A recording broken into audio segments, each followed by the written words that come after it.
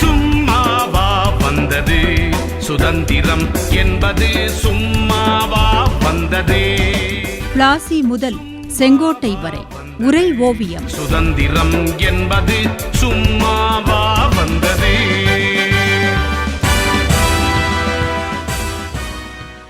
தென்னிந்தியாவில் ஹைதர் அலியின் எழுச்சி பற்றி குறிப்பிட்டீர்கள் தாயே.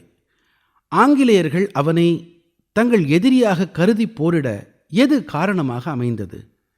கேள்வி எழுப்பிய அந்த சிறுவனுக்கு ஏற்கனவே நான் பிரெஞ்சுக்காரர்களுக்கும் ஆங்கிலேயருக்குமான வர்த்தக போட்டி, அதனால் ஏற்பட்ட போர்களை குறித்து சொல்லியிருந்தேன்.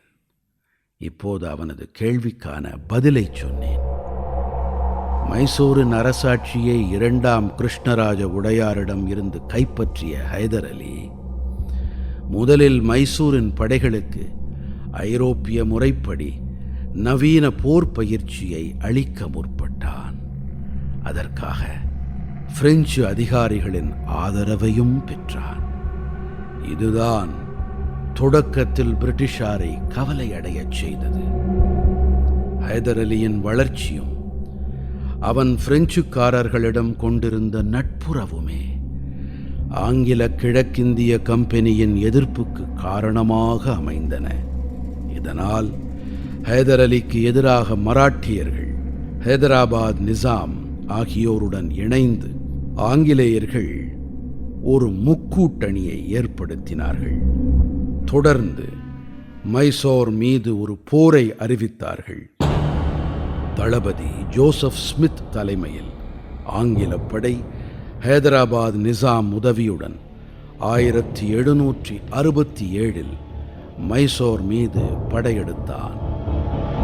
இதை அறிந்த ஹைதர் அலி வலுவாக இருந்த மராட்டியர்களை இந்த போரில் இருந்து விலக்க எண்ணினார். தன் ராஜதந்திரத்தால் மராட்டியர்களை நடுநிலை வகிக்குமாறு கோரி பெருமளவு பணம் கொடுத்தான். போர் எந்த முடிவும் இல்லாமல் 1½ வருடங்கள் தொடர்ந்தது.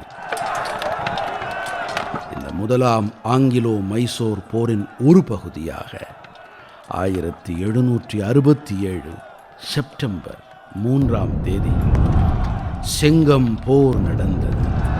அதில் ஆங்கிலேயர்கள் தோல்வி அடைந்தார்கள். தொடர்ந்து ஹைதர் அலி கடற்பகுதி நகரான மங்களூரை ஆங்கிலேயரிடம் இருந்து கைப்பற்றினார். 1769 ஹைதர் அலி தனது உத்தியை மாற்றிக்கொண்டான். தெற்கே ஆங்கிலேயரின் பலமாக கருதப்பட்ட மெட்ராஸ் கோட்டை மீது தாக்குதலை தொடுத்தான். மெட்ராஸில் பெரும் குழப்பமும் பீதியும் ஏற்பட்டது. இதனை முடிவுக்கு கொண்டு வர 1769 ஏப்ரல் 4 ஹைதருடன் கட்டாயத்தின் பேரில் ஓர் உடன்படிக்கையை செய்து கொண்டார்கள் ஆங்கிலேயர்கள். அதன்படி இருதரப்பும் கைப்பற்றி கொண்ட பகுதிகளை ஒருவருக்கொருவர் மீட்டுக்கொள்வது என்று முடிவானது.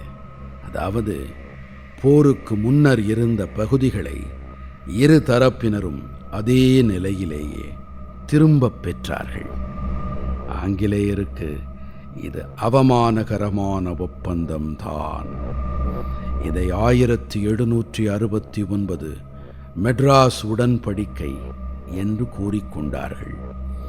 இந்த ஒப்பந்தத்தில் முக்கியமானதாக மற்ற பிரதேசங்கள் அவர்கள் மீது தாக்குதல் தொடுக்கும் பட்சத்தில் ஒருவருக்கொருவர் படை உதவிகளை செய்து கொள்வது என உறுதி செய்து கொண்டார்கள்.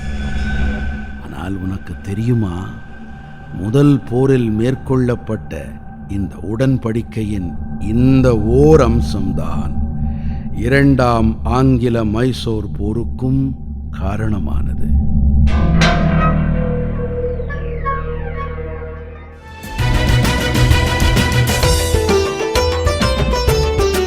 பிளாசி முதல் செங்கோட்டை வரை உரை ஓவியம் கேட்டீர்கள்.